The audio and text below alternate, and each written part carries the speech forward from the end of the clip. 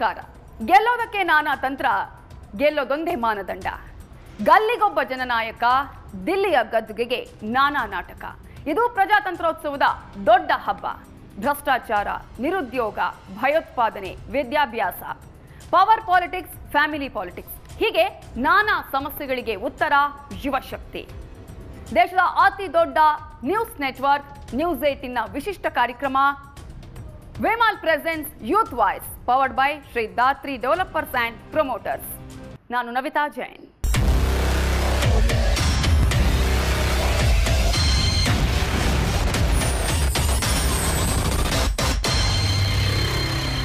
ಯುವಶಕ್ತಿ ಕೇಂದ್ರಗಳಲ್ಲಿ ಒಂದಾದ ಬೆಂಗಳೂರಿನ Saint Joseph's college of law, ಈ ಕಾಲೇಜಲ್ಲಿ ನಾವು ಇವತ್ತಿದ್ದೇವೆ. ಇವತ್ತು ಲಾ ಸ್ಟೂಡೆಂಟ್ಸ್ ಏನ್ ಹೇಳ್ತಾರೆ ಅನ್ನೋದ್ರ ಬಗ್ಗೆ ಕೂಡ ನಾವು ಮಾತನಾಡ್ತಾ ಹೋಗ್ತೀವಿ. ನಮ್ಮ ಇವತ್ತಿನ ಸಂಚಿಕೆಯ ಟಾಪಿಕ್ ಅಭ್ಯರ್ಥಿಗಳಲ್ಲಿ ಕ್ರಿಮಿನಲ್ ಹಿನ್ನೆಲೆ. ಈಗಾಗಲೇ ಚುನಾವಣೆ ಬರ್ತಾ ಇರುವಂತಹ ಸಂದರ್ಭದಲ್ಲಿ ಸಾಕಷ್ಟು ಅಭ್ಯರ್ಥಿಗಳು ಕ್ರಿಮಿನಲ್ ರೆಕಾರ್ಡ್ಸ್ ಅನ್ನು ಹೊಂದಿರುವವರೇ ಇದ್ದಾರೆ. ಆದರೆ ಅಂತಹ ಅಭ್ಯರ್ಥಿಗಳನ್ನ ನಾವು ಆಯ್ಕೆ ಮಾಡಬೇಕಾ? ಅವರನ್ನ ಚುನಾವಣೆಗೆ ನಿಲ್ಲಿಸೋದು ಎಷ್ಟರ ಮಟ್ಟಿಗೆ ಸರಿ?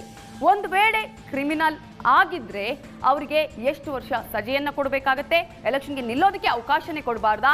ನಮ್ಮ ಜವಾಬ್ದಾರಿ ಏನು? ನಾವು ಯಾವ ರೀತಿಯಾಗಿ ಆಯ್ಕೆ ಮಾಡಬೇಕಾಗತ್ತೆ? ಮಾನದಂಡಗಳು ಏನೇನು? ಇವೆಲ್ಲದರ ಬಗ್ಗೆ ನಾನಿವತ್ತು ಇವ್ರ ಹತ್ರ ಮಾತನಾಡ್ತಾ ಹೋಗ್ತೀನಿ. ವೆಲ್ಕಮ್ ಟು ದ ಶೋ ಎಲ್ರಿಗೂ ಕೂಡ. ಈಗಾಗಲೇ ಒಂದು ರೀತಿಯಲ್ಲಿ ನೀವು ನೋಡಿದ್ರಿ ಯಾವ ರೀತಿಯಾಗಿ ಕ್ಯಾಂಡಿಡೇಟ್ಸ್ ನಿಲ್ತಾ ಇದ್ದಾರೆ. ಎಲ್ಲಾ ಪಕ್ಷಗಳು ಹೇಳೋದೊಂದು ಮಾಡೋದೊಂದು ಅನ್ನುವಂಥ ರೀತಿಯಾಗಿ ಆಗಿದೆ. ಹಾಗಾಗಿ ಅಟ್ಲೀಸ್ಟ್ ಈ ಸಲದ ಎಲೆಕ್ಷನ್ ನಲ್ಲಾದ್ರೂ ಒಂದು ಒಳ್ಳೆಯ ಕ್ಯಾಂಡಿಡೇಟ್, ಯಾವುದೇ ಕ್ರಿಮಿನಲ್ ಬ್ಯಾಕ್ಗ್ರೌಂಡ್ ಇರದೇ ಇರುವಂತಹ ಕ್ಯಾಂಡಿಡೇಟ್ ಅನ್ನ ಎಲ್ಲಾ ಪಕ್ಷಗಳು ನಿಲ್ಲಿಸ್ಲಿ ಅನ್ನುವಂತಹ ಒಂದು ಆಶಯ ಎಲ್ರಿಗೂ ಇದೆ. ಆ ಭರವಸೆ, ನಂಬಿಕೆ ಎಲ್ಲಾ ಪಕ್ಷಗಳು ನಿಮ್ಗಿದೆಯಾ? ಒಬ್ಬ ಯೂತ್ ವೋಟರ್ ಆಗಿ ನೀವು ಯಾರನ್ನೇ ನಿಲ್ಲಿಸಿ ನಾವು ಅದಕ್ಕೆ ತಲೆ ಕೆಡ್ಸ್ಕೊಳಕ್ ಹೋಗಲ್ಲ. ನಮಗೆ ಗೊತ್ತು ಯಾರು ಒಳ್ಳೆ ಅಭ್ಯರ್ಥಿ, ಯಾರು ಕೆಟ್ಟ ಅಭ್ಯರ್ಥಿ, ಯಾರಿಗೆ ಕ್ರಿಮಿನಲ್ ರೆಕಾರ್ಡ್ಸ್ ಇದೆ. ಯಾಕೆಂದ್ರೆ ನಾವು ಹುಟ್ಟು ಬೆಳೆದಿರೋ ಜಾಗ ಅದು.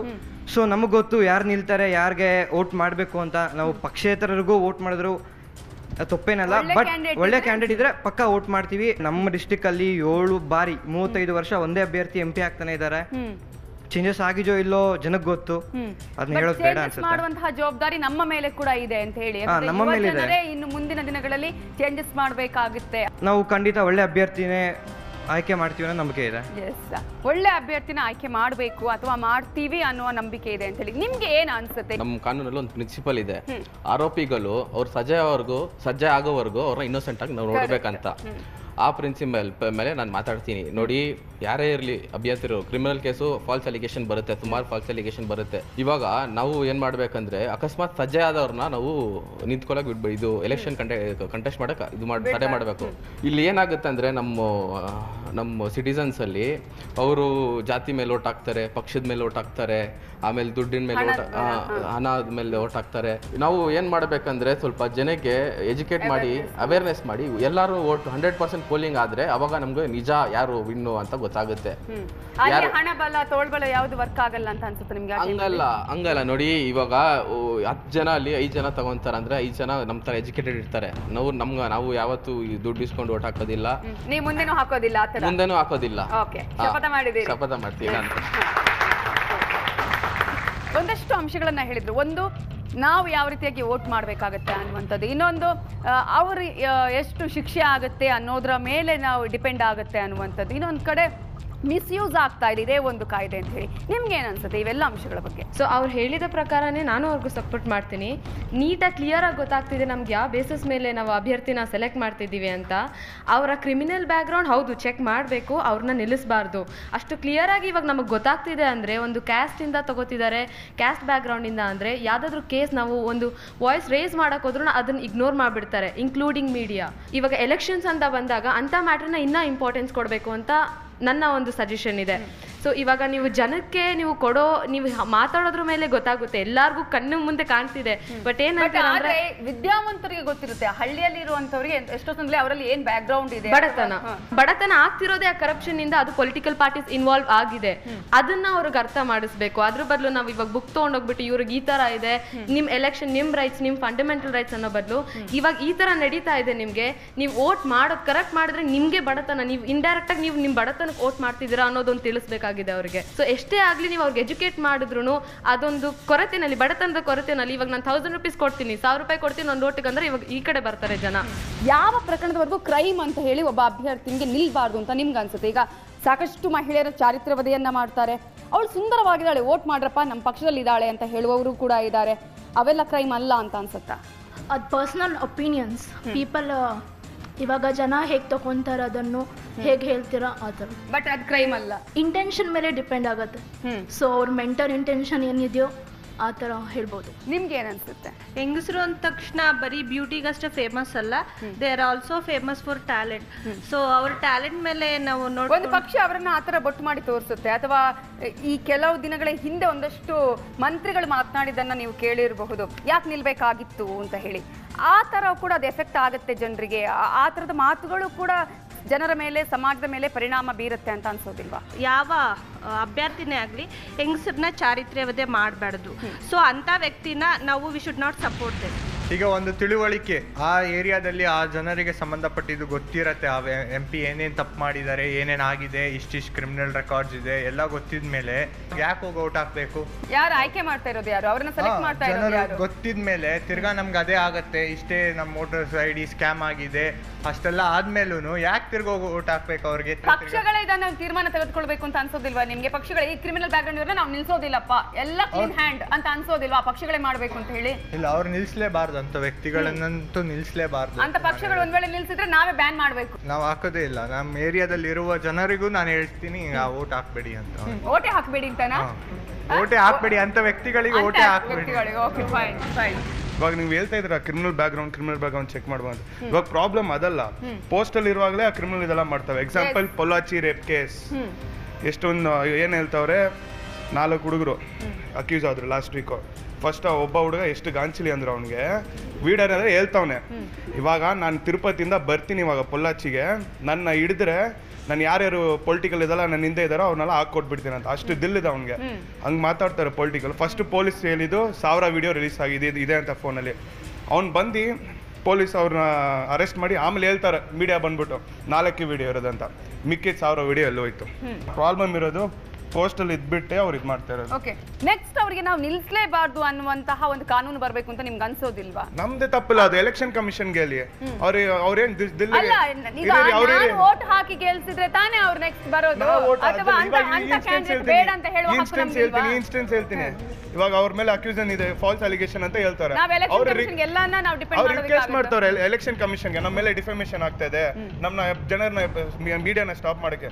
ಆ SP ಪೊಲ್ಲಾಚಿ SP ಅವನ್ಗೆ ಹೆಂಗ್ ಪ್ರಮೋಷನ್ ಸಿಕ್ತ ಅಂತ ಕೇಳಿ. ಜೋಕ್ ಇದು ತಮಿಳ್ನಾಡು ಜಲ್ಲಿಕಟ್ಟು ಪ್ರೊಟೆಸ್ಟ್ ನಡೀತಾ ಇತ್ತು, ಅಲ್ಲಿ ಬಂದ್ಬಿಟ್ಟು ಇಬ್ರು ಹುಡುಗಿರು ಓಲ್ಡ್ ಕೆಲವು ತರ 60-70 ಏಜ್ ವುಮೆನ್ ಅಂತ, ಅವ್ರನ್ನ ಹೋಗ್ಬಿಟ್ಟು ಕಪಾಲಕ್ಕೆ ಕೊಟ್ಬಿಟ್ಟು ಅವ್ನಿಗೆ ಪ್ರಮೋಷನ್ ಸಿಕ್ಬಿಡ್ದು SP ಪೊಲಾಚಿಯಲ್ಲಿ. ಹೆಂಗಿದೆ ಸಿಸ್ಟಮ್ ಹೇಳಿ? ನಾನು ನಿಮ್ಮ ಕಪಾಲಕ್ಕೆ ಕೊಟ್ಬಿಟ್ಟು ನಾನು PM ಆಗ್ತೀನಿ ನೆಕ್ಸ್ಟ್. ಸಿಸ್ಟಮ್ ಹಂಗಾಗ್ಬಿಟ್ಟಿದೆ ಇವಾಗ. ಹಾಗಾಗಿ ಅದಕ್ಕೆ ವಾಪಸ್ ಕೊಡ್ಬೇಕಾದವ್ರು ಯಾರು, ಅಥವಾ ನಾವು ಆನ್ಸರ್ ಮಾಡ್ಬೇಕಾದವ್ರು ಯಾರು? ಸಿಸ್ಟಮ್ ಇದೆ, ಸಿಸ್ಟಮ್ ಸರಿ ಮಾಡಬಹುದಲ್ವಾ? ಸಿಸ್ಟಮ್ ಸರಿ ಮಾಡುವಂತ ಜವಾಬ್ದಾರಿ ನಮ್ಗಿದೆಯಲ್ವಾ? ಒಬ್ಬ ಯೂತ್ ಆಗಿ ನಿಮ್ಗೆ ಅನ್ಸೋದಿಲ್ವಾ ಇವತ್ತಲ್ಲ ನಾಳೆ ಖಂಡಿತ ಆಗುತ್ತೆ, ನಾವೇ ಅದಕ್ಕೆ ಫಸ್ಟ್ ನಾವು ಮುನ್ನುಡಿ ಹಾಕ್ಬೇಕು ಅಂತ ಅನ್ಸೋದಿಲ್ವಾ ಫಸ್ಟ್ ನಿಮ್ಗೆ?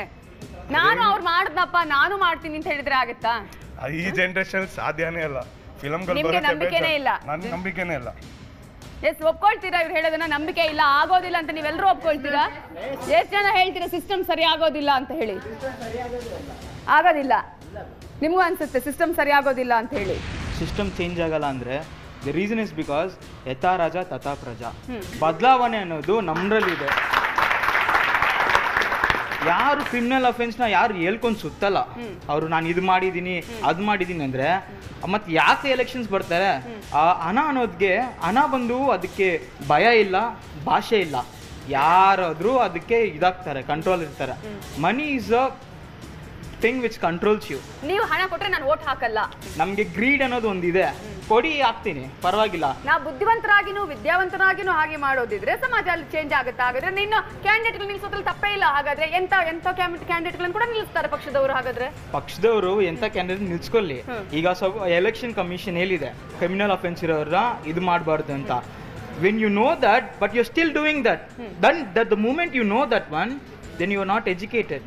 Example alcohol is injurious to health ಅಂತೀರಾ, ತಿರ್ಗಾ ನಮ್ಗೆ ಗೊತ್ತಿದೆ ಅದು ಓದಿದೀವಿ, ತಿರ್ಗಾ ಅದನ್ನ ಹೋಗಿ ಕುಡಿತೀರಾ. ಯಾರು ಇಲ್ಲಿ ದಡ್ರು? ನಾವೇ ದಡ್ರು. ಅವರಲ್ಲ, ಓದವರಲ್ಲ, ಓದಿದವರಲ್ಲ, ಎಲ್ರು ದಡ್ರೆ. ಏನಂದ್ರೆ ಪಾಲಿಟಿಕ್ಸು ಬಂದು it's like convincing. You either convince ಇಲ್ಲ ಕನ್ಫ್ಯೂಸ್ ಮಾಡ್ತೀರಾ. ಫಸ್ಟ್ ಜನರನ್ನ ಕನ್ವಿನ್ಸ್ ಮಾಡ್ತಾರೆ, ಅದಾದ್ಮೇಲೆ ನಮ್ಮ ಹಕ್ಕುಗಳನ್ನ ಇದು ಮಾಡ್ಕೊತಾರೆ, ಅದಾದ್ಮೇಲೆ ಕನ್ಫ್ಯೂಸ್ ಮಾಡ್ತಾರೆ.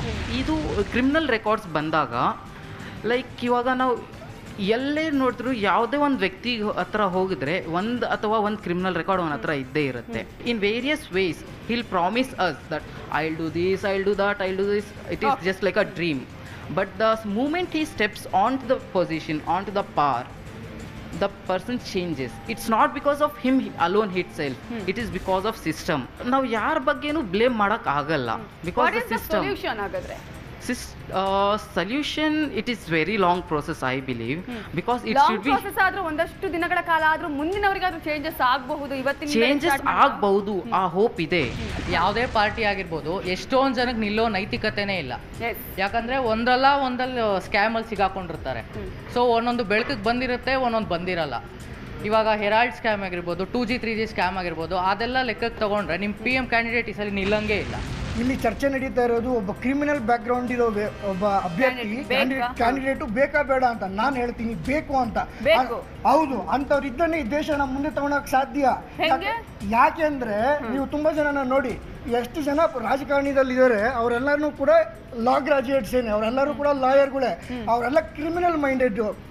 ಅಂತ ಕ್ರಿಮಿನಲ್ ಮೈಂಡ್ ಇಟ್ಕೊಂಡು ಬಂದ್ರೇನೆ ಈ 120 ಕೋಟಿ ಜನನ ಮೇಂಟೈನ್ ಮಾಡಕ್ ಸಾಧ್ಯ. ಅಂದ್ರೆ ಎಲ್ಲರೂ ಕ್ರಿಮಿನಲ್ಸ್ ಇರೋದು ಅಂತ ಹೇಳ್ತೀರಾ ಸಮಾಜದಲ್ಲಿ? ಹೌದು, ಅಂತ ಕ್ರಿಮಿನಲ್ಸ್ ಜೊತೆ ನಾವು ಯುದ್ಧ ಮಾಡಬೇಕು ಅಂದ್ರೆ ಒಬ್ಬ ಕ್ರಿಮಿನಲ್ಲೇ ಬಂದು ಕುತ್ಕೊಬೇಕು. ಸಾಧು ಪ್ರಾಣಿ ತರ ಬಂದ್ರೆ ಏನು ಮಾಡಕ್ ಆಗಲ್ಲ. ಅವ್ನು 2ನೇ ದಿನಕ್ಕೆ ಸೀಟ್ ಬಿಟ್ಟು ಓಡಾಕ್ಬಿಡ್ತಾನೆ.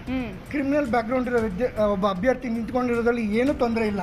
ಆದ್ರೆ ಈ ಫ್ಯಾಮಿಲಿ ಡೈನೆಸ್ಟಿ ಅಂತ ಇದೆಯಲ್ಲ, ಇದು ನಮ್ಮ ದೇಶದಿಂದ ಕಿತ್ತೋಗ್ಬೇಕು. ಸೆಂಟ್ರಲ್ ನೋಡಿದ್ರೆ ನಮ್ಮ ನೆಹರು ಫ್ಯಾಮಿಲಿ, ಇಂದಿರಾ ಗಾಂಧಿ ಬರ್ತಾ ಇದ್ದಾರೆ, ರಾಹುಲ್ ಗಾಂಧಿ ಈ ಥರ ಬರ್ತಾ ಇದೆ. ನಮ್ಮ ಸ್ಟೇಟಲ್ಲಿ ನೋಡಿದ್ರೆ ದೇವೇಗೌಡರು ಪ್ರಧಾನಮಂತ್ರಿ ಆಗಬೇಕಂತೆ, ಅವ್ರ ಮಗ CM ಕುಮಾರಸ್ವಾಮಿ, ಅವ್ರ ತಮ್ಮ ಬಂದ್ಬಿಟ್ಟು ರೇವಣ್ಣ, ಈಗ ಅವರಿಬ್ಬರ ಮಕ್ಕಳು, ಒಬ್ಬರು ಮಂಡ್ಯದಲ್ಲಿ ನಿಖಿಲ್ ಅಂತೆ, ಹಾಸನದಲ್ಲಿ ಇವರಂತೆ. ಎಲ್ಲ ಇವ್ರ ಮಕ್ಕಳೇ ಇದ್ರೆ ನಮ್ಮಂತ ಬಡ ಮಕ್ಕಳು ಏನ್ ಮಾಡಬೇಕು? ಓಕೆ, ಒಂದು ವೇಳೆ ಕ್ರಿಮಿನಲ್ ಬ್ಯಾಕ್ ಗ್ರೌಂಡ್ ಇದ್ರೆ ಅವರ ಫ್ಯಾಮಿಲಿಯವರನ್ನ ಎಲೆಕ್ಷನ್ಗೆ ನಿಲ್ಲಿಸ್ತಾರೆ ಅಥವಾ ಬೇರೆ ಬೇರೆ ಕಾರಣಗಳಿಗೋಸ್ಕರ ಮತ್ತೆ ಅವರನ್ನ ಆಯ್ಕೆ ಮಾಡುವಂತಹ ಪ್ರಸಂಗ ಬಂದೋದಿದ್ರೆ ನಾವು ಏನ್ ಮಾಡ್ಬೇಕಾಗತ್ತೆ? ನಮ್ಮ ಜವಾಬ್ದಾರಿ ಏನು? ನಮ್ಮ ಹಕ್ಕು ಯಾವ ರೀತಿಯಾಗಿ ನಾವು ಸರಿಯಾಗಿ ಚಲಾವಣೆ ಮಾಡಬೇಕಾಗತ್ತೆ? ರೂಲ್ಸ್ ಚೇಂಜ್ ಮಾಡ್ಬೇಕಂದ್ರೆ ಪೊಲಿಟಿಷಿಯನ್ನೇ ಮಾಡಬೇಕು. ಯಾಕಂದ್ರೆ ಗೆಲ್ಸಿರೋದು ನಾವೇ. ಅವ್ರು ಯಾವಾಗ ಒಪ್ಕೊಂಡ್ರೇನೆ ರೂಲ್ಸ್ ಚೇಂಜ್ ಆಗೋದು. ಅವ್ನ ಸಮಾಧಿ ಅವನೇ ಕಟ್ಕೊಂತಾನ. ನಾವು ಮಾಡ್ಬೇಕು ಮಾಡಕ್ಕಾಗ್ತೀವಿ. ನಾವು ಗೆದ್ದಿ ನಾವು ನಿಂತ್ಕೊಂಡು ಹೋಗ್ಬೇಕಲ್ಲಿ. ನಾವು ಒಬ್ಬೊಬ್ಬರೇ ಹೋಗ್ಬಿಟ್ಟು ಮಾಡಕ್ ಆಗಲ್ಲ. ಅಲ್ಲ, ಅಂತವ್ರನ್ನ ಆಯ್ಕೆ ಮಾಡಬಾರ್ದು ಅಂತ ಅನ್ಸೋದಿಲ್ವಾ ನಿಮ್ಗೆ? ಏನ್ ಮಾಡ್ತೀರಾ? ಆಯ್ಕೆ ಮಾಡ್ತೀರಾ, ವೋಟ್ ಹಾಕ್ತೀರಾ, ಕುತ್ಕೋಬೇಕು. ಎಲ್ಲರೂ ವೋಟ್ ಹಾಕ್ಬೇಕು. ಅದು ಮಾಡ್ಬೇಕಂದ್ರೆ ಎಲ್ಲಾರ ಹತ್ರ ದುಡ್ಡು ಇಸ್ಕೋಬೇಕು. ದುಡ್ಡು ಇಸ್ಕೊಬಿಟ್ಟು ನೋಟ್ ಹಾಕ್ಬಿಟ್ಟು ಬರ್ಬೇಕು. ಸೊ ಎಲ್ಲರೂ ನೋಟ್ ಹಾಕಿದ್ರೇನೆ ಇವು ಏನೋ ವರ್ಕೌಟ್ ಆಗೋದು. ಸ್ವಲ್ಪ ಜನ ಇದ್ದಾರೆ ಕ್ರಿಮಿನಲ್ಸ್ ಇದ್ರೂ ಜುರಿಸ್ಡಿಕ್ಷನ್ಗೆ ಬ್ರೇಕ್ ಮಾಡಕ್ಕೆ ಟ್ರೈ ಮಾಡ್ತಾರೆ. ಸ್ವಲ್ಪ ಲೀಡರ್ ಇದ್ದಾರೆ, ಅವರು ಹೆಸರು ಹೇಳಲ್ಲ, ಜಡ್ಜ್ಗೆ ಸಾಯಿಸಿದ್ದಾರೆ. ಅವ್ರು ಅಷ್ಟು ಪವರ್ ಇದೆ, ಕ್ರಿಮಿನಲ್ ಮೈಂಡ್ ಆಗಿನೂ ಜಡ್ಜ್ಗೆ ಸಾಯಿಸಿದ್ದಾರೆ ಅವರು. ಸೊ ಅಂತವ್ರು ನಿಲ್ಬೇಕಾ ಅನ್ನೋದು ಪ್ರಶ್ನೆ ಇಲ್ಲ, ನಿಲ್ಲಿಸಬಾರ್ದು ಅಂತ. ಬಟ್ ಅವ್ರು ಹೇಳ್ತಾರೆ ದೇಶದ ಒಳಿತಿಗಾಗಿ ಒಂದಷ್ಟು ಕ್ರಿಮಿನಲ್ಸ್ ಇದ್ರೇನೆ ಒಳ್ಳೇದು ಅಂತ ಹೇಳಿ. ಹಂಗಿದ್ರೂ ಇವಾಗ ರೂಲ್ಸ್ ಬ್ರೇಕ್ ಮಾಡಿದ್ರೆ ಹಂಗಾಗತ್ತಾ? ಈಗ ಒಬ್ಬ ಕ್ರಿಮಿನಲ್ ಬ್ಯಾಕ್ ಗ್ರೌಂಡ್ ಅವ್ರು ಇರ್ತಾರೆ, ಬಟ್ ಅವ್ರಿಗೆ ನಿಲ್ಲೋದಕ್ಕೆ ಆಗೋದಿಲ್ಲ, ಬೇಡ ಅಂತ ಜನ ಹೇಳ್ತಾರೆ. ಬಟ್ ಅವರ ಫ್ಯಾಮಿಲಿ ಅವರನ್ನ ನಿಲ್ಲಿಸ್ತಾರೆ. ಇದು ಓಕೆನಾ? ಖಂಡಿತ ಕ್ರಿಮಿನಲ್ ಬ್ಯಾಕ್ಗ್ರೌಂಡ್ ಇದ್ದವರು ನಿಲ್ಲಬೇಕು ಅಂತಲೇ ನಾನು ಹೇಳ್ತೀನಿ. ಬಿಕಾಸ್ ಕ್ರಿಮಿನಲ್ ಬ್ಯಾಕ್ಗ್ರೌಂಡ್ ಇದೆ ಅಂದಿದ ತಕ್ಷಣ ಇಲ್ಲ ಅವರು ಚೇಂಜ್ ಆಗಿಲ್ಲ, ಇಲ್ಲ ಅವ್ರು ಅದೇ ಥರ ಕ್ರಿಮಿನಲ್ ಆ್ಯಕ್ಟಿವಿಟೀಸಲ್ಲಿ ಅವ್ರನ್ನ ತೊಡಗಿಸ್ಕೋತಿದ್ದಾರೆ ಅನ್ನೋದು ತಪ್ಪು. ಇನ್ನೊಂದೇನೆಂದರೆ ಅವೇರ್ನೆಸ್ ಬೇಕು, ಜನರಿಗೆ ಅವೇರ್ನೆಸ್ ಬೇಕು. ಜನರಿಗೆ ಅವೇರ್ನೆಸ್ ಹೆಂಗೆ ಸಿಗ್ತಿದೆ ನಮಗೆ? ಮೀಡಿಯಾಯಿಂದ. ಆಬ್ವಿಯಸ್ಲಿ ಮೀಡಿಯಾನೇ ನಾವೆಲ್ಲ ನಂಬ್ತಿದ್ದೀವಿ. ಬಟ್ ನಮ್ಮ ಕ್ಷೇತ್ರದ ಜನಪ್ರತಿನಿಧಿ ಏನು ಎನ್ನೋದು ನಮ್ಗೆ ಗೊತ್ತಿರಬೇಕಲ್ವಾ ಅಂತ ಹೇಳಿ. ಗೊತ್ತಿರೋದು ಹೇಗೆ ಗೊತ್ತಾಗ್ತಿದೆ? ನಾವು ಹೋಗಿ ಮನೆಗೆ ಹೋಗಿ ನೋಡ್ತಿಲ್ವಲ್ಲ ಅವ್ರನ್ನ. ನಮ್ಗೊಂದು ಕ್ಲಾರಿಟಿ ಬೇಕು. ಇಲ್ಲ ನಾವು ಇವ್ರು ಕರೆಕ್ಟ್ ಕ್ಯಾಂಡಿಡೇಟ್, ಇವ್ರನ್ನ ಸೆಲೆಕ್ಟ್ ಮಾಡಬೇಕು ಅನ್ನೋ ಅವೇರ್ನೆಸ್ ನಮಗೆ ಮೀಡಿಯಾದವ್ರು ತಗೊಂಬಂದು ಕೊಡ್ಬೇಕು. ಬರೀ ರೇಪ್, ಬರೀ ಮರ್ಡರ್ ಮಾಡೋನ್ ಮಾತ್ರ ಕ್ರಿಮಿನಲ್, ದುಡ್ಡು ಕೊಡೋನ್ ಕ್ರಿಮಿನಲ್ ಅಲ್ವಾ?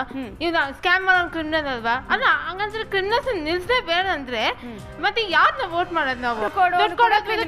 ಅವನಿಗೂ ಕೂಡ ನಾವು ವೋಟ್ ಮಾಡಬಾರ್ದು ಅನ್ನೋದು. ವೋಟ್ ಮಾಡಬಾರ್ದು ಅಂದ್ರೆ ಮತ್ತೆ ಅವನ್ನ ಇಕ್ಕಿದ್ದೀರಾ ಅಲ್ವಾ ನೀವು? ಅಲ್ವಾ? ಇಕ್ಕಿದ್ದೀರಾ ಅಲ್ವಾ? ಅಲ್ಲ, ಈಗ vote ಅವ್ರನ್ನ- ಮಾಡಿಲ್ಲ ಅಂದ್ರೆ ಏನಕ್ಕೆ ಎಲೆಕ್ಷನ್ಸ್? ಈಗ ಏನಕ್ಕೆ ಎಲೆಕ್ಷನ್ಸ್? ಬಿಟ್ಟಾಕಿ, ಯಾಕೆ? ಯಾರನ್ನೋ ಒಬ್ನ ತಗೊಂಡು ಹೋಗಿ ಮಾಡಿ ಪ್ರೈಮ್ ಮಿನಿಸ್ಟರ್ ಬೇಕಂದ್ರೆ. ನೋಡಿ, ನಾನು ಯಾವ ಗ್ರೂಪು, ಇದು ಬಿಜೆಪಿ, JDS, ಕಾಂಗ್ರೆಸ್, ಎಲ್ಲಾದ್ರಲ್ಲೂ ಅಟ್ಲೀಸ್ಟ್ ಒಬ್ಬ ಇದ್ದೇ ಇರ್ತಾನೆ. ಒಬ್ಬ ಅಭ್ಯರ್ಥಿ ತನ್ನ ಎಷ್ಟೋ ಸಲ ಕ್ರಿಮಿನಲ್ಸ್ ರೆಕಾರ್ಡ್ಸ್ ಅವ್ನಿಗೆ ಗೊತ್ತಿರಲ್ಲ ನಾನು ಎಷ್ಟು ಮಾಡಿರ್ತೀನಿ ಅಂತ. ಸೊ ಅದು ನ್ಯೂಸ್ ಪೇಪರ್ಸ್ ಅಲ್ಲಿ ಅಥವಾ ಮೀಡಿಯಾದಲ್ಲಿ ಬರ್ತಿದ್ರೆ ಅಂದ್ರೆ ಅವನು ಒಂದು ನಾಚಿಕೆ ಮಾನ ಮರ್ಯಾದೆ ಅಟ್ಲೀಸ್ಟ್ ಅಯ್ಯೋ ಬರುತ್ತಲ್ಲ ನನಗೆ ಬರ್ಕೊಡ್ದು ಅಟ್ಲೀಸ್ಟ್, ಅಥವಾ ಮುಂದೆ ಬರೋ ಅಭ್ಯರ್ಥಿಗಾದ್ರೂ ಇದೊಂದು ಮುನ್ನೆಚ್ಚರಿಕೆ. ಎಕ್ಸಾಕ್ಟ್ಲಿ, ನನಗೆ ಈ ತರ ಬರ್ಕೊಡ್ದು, ಪಬ್ಲಿಸಿಟಿ ಬೇಡ, ಒಬ್ಬ ಒಳ್ಳೆ ಅಭ್ಯರ್ಥಿಯಾಗಿ ನಿಂತ್ಕೊಂಡು ಗೆಲ್ಲೋಣ ಅಂತ ನನ್ನ ಒಂದು ಒಳ್ಳೆಯ ಕ್ರಮ ಈ ಸಲ ಅಂತ ಅನ್ಸುತ್ತೆ ನಿಮ್ಗೆ? ನಿಮ್ಗೆ ಏನಿಸುತ್ತೆ? ಪೊಲಿಟಿಷಿಯನ್ಸ್ ಇದಾರಲ್ಲ ಅವ್ರ ಮೇಲೆ ಏನಾದರೂ ಆರೋಪ ಏನಾದರೂ ಕೇಸ್ ಬಿದ್ದರೆ ಅವ್ರದ್ದು ಕೇಸ್ ಬೇಗ ತೀರ್ಪಾಗಬೇಕು. ಅದು ತೀರ್ಪಾಗಬೇಕು ಅಂದರೆ ಯಾವುದೇ ಇನ್ಫ್ಲೂಯೆನ್ಸ್ ಇಲ್ಲದೆ ಅವ್ರ ಕೇಸ್ನ ಬೇಗ ತೀರ್ಪಾದರೆ ಜನರಿಗೆ ಬೇಗ ಗೊತ್ತಾಗುತ್ತೆ ಅವ್ರು ಎಂಥವ್ರು ಅಂತ, ಮತ್ತು ಸರಿಯಾದ ಜನರಿಗೆ ವೋಟ್ ಮಾಡೋಕ್ಕೆ. ಮತ್ತು ಮೀಡಿಯಾ ಹತ್ರ ನನಗೆ ಒಂದು ಕ್ವೆಶ್ಚನ್ ಕೇಳಬೇಕಾಗಿದೆ. ಇವಾಗ ಒಂದು ಕ್ಯಾಂಡಿಡೇಟ್ ಅವ್ರ ಮೇಲೆ ಲೈಕ್ ಕ್ರಿಮಿನಲ್ ರೆಕಾರ್ಡ್ಸ್ ಇದೆ ಅಂಥವರು ನಿಮ್ಮ ಹತ್ರ ಬಂದುಬಿಟ್ಟು ನಿಮ್ಮ ಚಾನಲ್ ಮುಖಾಂತರ ನಮಗೆ ಕ್ಯಾಂಪೇನ್ ಮಾಡಬೇಕು ಅಂದರೆ ನೀವು ಮಾಡ್ತೀರಾ ಇಲ್ವಾ? ಇಲ್ಲ. ಲೈಕ್ ಜನರ ಮೈಂಡಲ್ಲಿ ಒಂದು ಕಾನ್ಫ್ಲಿಕ್ಟ್ ಇದೆ, ಯಾರು ಸರಿ ಯಾರು ತಪ್ಪು ಅಂತ. ವೈ? ಬಿಕಾಸ್ ಅವ್ರು ಹೇಳಿದಾಗೆ ನಾವು ಯಾರು ಪೊಲಿಟಿಷಿಯನ್ಸ್ ಮನೆಯಲ್ಲಿ ಹೋಗಿ ನೋಡ್ತಾ ಇಲ್ಲ, ನಮಗೆ ಮೀಡಿಯಾನೇ, we are just depended on the media. Like ಇವರು ಎಂಥ ಜನರು ಅಂತ ಗೊತ್ತಾಗಬೇಕಾದ್ರೆ ಮೀಡಿಯಾನೇ ನಮಗೆ ತೋರಿಸೋದು. So I request like media like ಸರಿಯಾದ ಸುದ್ದಿಗಳನ್ನ ಸರಿಯಾಗಿ ತೋರಿಸ್ಬೇಕು ಅಂತ I have a request. Already ಆ ಪ್ರಾಮಿಸನ್ನು ನಾವು ಈಗಾಗಲೇ ಫುಲ್ಫಿಲ್ ಮಾಡ್ತಾ ಇದೀವಿ. ಅಂತಹ ಯಾವುದೇ ಸುದ್ದಿಗಳನ್ನು ನಾವು ಹಾಕೋದಿಲ್ಲ. ನೀವು ಒಂದು ವೇಳೆ ಟಿವಿ ನೋಡಿದ್ರೆ, ಒಂದು ವೇಳೆ ಗೊತ್ತಿದ್ರೆ ನಾವು ಅಂತಹ ಯಾವುದೇ ಸುದ್ದಿಗಳನ್ನು ಹಾಕೋದಿಲ್ಲ ಅಂತ ಅನ್ಕೊಳ್ತೀನಿ. And many are focused on the dream of a candidate without a criminal record. But can you just focus on the leaders who have no criminal record, but they are the instigator of all the crimes in the country? And we are so biased about the criminal records. We are fools. Okay, we are fools. We are blindfolded by some kind of articles and say, okay, because he is a criminal record. I can assure you, next time they will introduce a candidate, he will be as good as an angel, but he will be backed up by a group of politicians who are rogues. And we are ready to face that country. Do you want our country to be ruled by rogues? And how many are ready to vote in Nota? Come on, it's foolish. It's foolish. How many are? How many are ready to make up? Many say awareness in the village. Village people know better than us. Yes, exactly. ಅವ್ರಂದ್ರು NOTA, ಎಷ್ಟು ಜನ ನೋಟಾಗ vote ಮಾಡ್ತಾರಂದ್ರೆ, ಒಂದು example ಕೊಡ್ತೀನಿ. ಈಗ ಎಲ್ಲರೂ ಅಲ್ಲಿ ಯಾವುದೇ ರಾಜ್ಯ ಆಗಲಿ, ಕರ್ನಾಟಕ ಆಗಿರಲಿ, ತಮಿಳ್ನಾಡು, ಉತ್ತರ ಪ್ರದೇಶ, ಯಾರೇ ಆಗಿರಲಿ, ಅಲ್ಲಿ ನಂಬರ್ ಆಫ್ ವೋಟ್ಸ್ ನೋಟಾಗಿ ಬಂದಿದ್ರೆ ಅಲ್ಲಿ ನೋಟಾಗಿ ಯಾರು ಕ್ಯಾಂಡಿಡೇಟ್ ಇಲ್ಲ. ಸೆಕೆಂಡ್ ವೋಟ್ ಯಾರಿಗೆ ನಂಬರ್ ಬಂದಿದೆ, whether it may be BJP Congress ಅಲ್ಲಿ ಪೊಸಿಷನ್ ಬರೋದು ಸೆಕೆಂಡ್ ಲಿಸ್ಟ್ ಬಂದಿರೋದು. ನೋಟಾಗಿ ಯಾರಿಗೂ ನೋಟಾಗಿ ಹಾಕಿರೋದು ವೋಟ್ ಎಲ್ಲ waste. It is a waste vote. Suman, can I answer that? The essence of Nota is to say the government that we are not ready to... You're saying that but how the country is misunderstood, how the country is misunderstood is when such things are proposed to the government, election commission not ready. They are saying it is too expensive to conduct other election. That was only I'm telling you. You're wasting your vote. That Nota vote is wasted. Now you say. The Nota vote is wasted. You say that wasting. Now you come to a conclusion. ಒಂದು message ಹೋಗುತ್ತೆ ಸಮಾಜಕ್ಕೆ. What is the message? ಸಮಾಜಕ್ಕೆ ಹೋಗುತ್ತೆ madam, ಸಮಾಜಕ್ಕೆ ಹೋಗುತ್ತೆ. ಸಮಾಜ ಹೋಗುತ್ತೆ. You should. I will give an example. I'm giving an example. See, I'm giving an example. I'm a BJP candidate. He's from Congress candidate. She's from JDS candidate. And more of seats have gone, the votes have gone to Nota. Like I'm giving an example, 50 votes have gone to Nota and 20 votes have fallen for me and 10 votes. Do you think Nota will have the power? The next opposition who's getting more than the second vote number of seats is BJP, who's ruling. You should think, when you're deciding to elect to whom you want, you elect proper candidate. Why you want to vote for Nota? What I said, we are caught between the devil and the sea. You have no other option. Either side, you are done. Okay, done. So in that case, Nota was seen as a remedy, but the exact remedy is not used. We are misunderstood. When such things are proposed in the Nota, when Nota gets the maximum, what should be the government attitude towards that? Is that election commission is so biased by the parties? Do you agree that when such things are happening, election commission should say, why can't the government collapse? and let the people decide. That is the decision This by the is people where who we are make a elected. mistake. This is where we make fine, mistake. fine. This Yes. is where we make mistake. Again, election commission will say this party will say. It is like giving the key to the thief. Okay, I don't agree that. Why should I misuse my right? ನೋಡಪ್ಪ Why should I misuse my right? ಇಲ್ಲ ಸುಮನ್ ನಿಂತರ ಇಂಥ ಮಕ್ಕಳಿದ್ರೇನೆ India develop ಆಗಲ್ಲ. Simple ಆಗಿ ಹೇಳ್ತೀನಿ, ನೀನ್ biased ಆಗಿದ್ಯಾ, ನೋಟ ಏನಕ್ಕೆ ವೇಸ್ಟ್ ಅಂತಿದೆ. ನನ್ನ ಪವರ್ ತೋರಿಸ್ಬೇಕು. ನಿನ್ ತರ ಮಕ್ಕಳು ಬಿಜೆಪಿ ಕಾಂಗ್ರೆಸ್ಗಳ ವೋಟ್ ಮಾಡಿ ನನ್ಗೆ ಆ ಪಾಪ ಬೇಡ, ನಾನು ನೋಟ ವೋಟ್ ಮಾಡ್ಬಿಟ್ಟು ಸೈಲೆಂಟ್ ಆಗಿರ್ತೀನಿ. ಕ್ರಿಮಿನಲ್ ಬ್ಯಾಕ್ ಗ್ರೌಂಡ್ ಇರುವಂತಹ ಕ್ಯಾಂಡಿಡೇಟ್ಗಳನ್ನ ನೀವು ಓಕೆ ಅಂತೀರಾ ಇಲ್ವಾ ಅನ್ನೋದು ನಮ್ಮ ಇವತ್ತಿನ ಪ್ರಶ್ನೆ. ಏನ್ ma'am 60 years Congress 60 years rule ಮಾಡುವಾಗ ಯಾವ ಕ್ರಿಮಿನಲ್ ಅಫೆನ್ಸ್ ಮಾಡಿಲ್ವಾ ಪಾರ್ಟಿಯಲ್ಲಿ ರೂಲಿಂಗ್ ಮಾಡುವಾಗ? ಮ್ಯಾಮ್ ಇವಾಗ ಆ ಕ್ವೆಶ್ಚನ್ ಬಂದಾಗ ಇವಾಗ ನೋಟಾ ಬೇಡ ಅಂದ್ರೆ ಕೆಟ್ಟವರು ಅಥವಾ ತುಂಬಾ ಕೆಟ್ಟವರ ಮಧ್ಯೆ ಕೆಟ್ಟವ್ರನ್ನ ಚೂಸ್ ಮಾಡಿ ನಾವು ಮಾಡಿದ್ರೆ ತುಂಬಾ ಕೆಟ್ಟವ್ರು ಎಲೆಕ್ಟ್ ಆಗ್ಬಿಟ್ಟು ನಮಗ್ ಬರೋ ಕಷ್ಟಗಳನ್ನ ಸ್ಟಾಪ್ ಮಾಡ್ಬೋದಾ? ಇವಾಗ ನಮ್ಗೆ ಕೆಟ್ಟವರು ತುಂಬಾ ಕೆಟ್ಟವರು ಸಿಕ್ಕರೆ ಕೆಟ್ಟವ್ರನ್ನ ವೋಟ್ ಮಾಡ್ಬಿಟ್ಟು ನಾವು ಸಾಕಾಗೋಣ. ಅದ್ರ ಬದಲು ಇವು ತುಂಬಾ ಕೆಟ್ಟವ್ರು ನಮ್ಮನ್ನ ರೂಲ್ ಮಾಡೋ ಬದಲು ಅದನ್ನ I don't want to vote for anyone, but I still want to exercise my right exactly to vote. You So get I that vote for satisfaction. Nota. You get that satisfaction of not involving them. Don't tell me Nota is waste. I'm not telling Nota is waste. I'm not telling Nota is waste. I'm not telling Nota is waste. What I'm telling is choose between bad and very bad. That would be even better. What if I I'm don't not want telling to Nota choose is between bad. anyone? I don't want Instead to of support getting anyone. ruled by very I bad. don't want to support anyone, bad or very bad. ನಾನ್ ನಿಮ್ಮ ಹತ್ರ ಕೇಳ್ತೀನಿ, ಎಲ್ರು ಕೂಡ vote ಮಾಡ್ತೀರಾ? ಯಾರು vote ಮಾಡಲ್ಲ ಈ ಸಲ? ನೋಟಾಗ ವೋಟ್ ಮಾಡುವವ್ರು ಎಷ್ಟು ಜನ ಈ ಸಲ?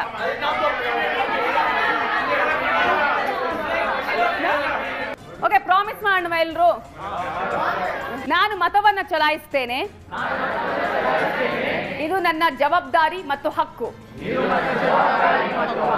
ಹಣ ಅಥವಾ ಆಮಿಷಗಳಿಗೆ ಬಲಿಯಾಗದೆ ನನ್ನ ಮತವನ್ನ ನಾನು ಚಲಾಯಿಸುತ್ತೇನೆ. ನೋಡಿದ್ರಲ್ಲ, ಸೈಂಟ್ ಜೋಸೆಫ್ ಕಾಲೇಜ್ ಆಫ್ ಲಾದ ಸ್ಟೂಡೆಂಟ್ಸ್ ಯಾವ ರೀತಿಯಾಗಿ ತನ್ನ ಅಭಿಪ್ರಾಯವನ್ನ ವ್ಯಕ್ತಪಡಿಸಿದ್ದಾರೆ ಅನ್ನೋದನ್ನ. ಎಲ್ಲರಿಗೂ ಕೂಡ ಧನ್ಯವಾದಗಳು. ನಿಮ್ಮ ಅಭಿಪ್ರಾಯವನ್ನ ವ್ಯಕ್ತಪಡಿಸಿದಾರ. ಹಾಗೇನೆ ಯಾವ ರೀತಿಯಾಗಿ ವೋಟ್ ಮಾಡಬೇಕು, ವೋಟ್ ಮಾಡದಿದ್ರೆ ಏನಾಗುತ್ತೆ, ಯಾವ ರೀತಿಯ ಕ್ಯಾಂಡಿಡೇಟ್ಗಳನ್ನ ನಾವು ಆಯ್ಕೆ ಮಾಡಬೇಕಾಗುತ್ತೆ ಅನ್ನೋದ್ರ ಬಗ್ಗೆ ನಿಮ್ಮ ಒಪಿನಿಯನ್ ಅನ್ನ ಶೇರ್ ಮಾಡಿದ್ರ. ಥ್ಯಾಂಕ್ ಯು ಸೋ ಮಚ್ ಎಲ್ರಿಗೂ ಕೂಡ.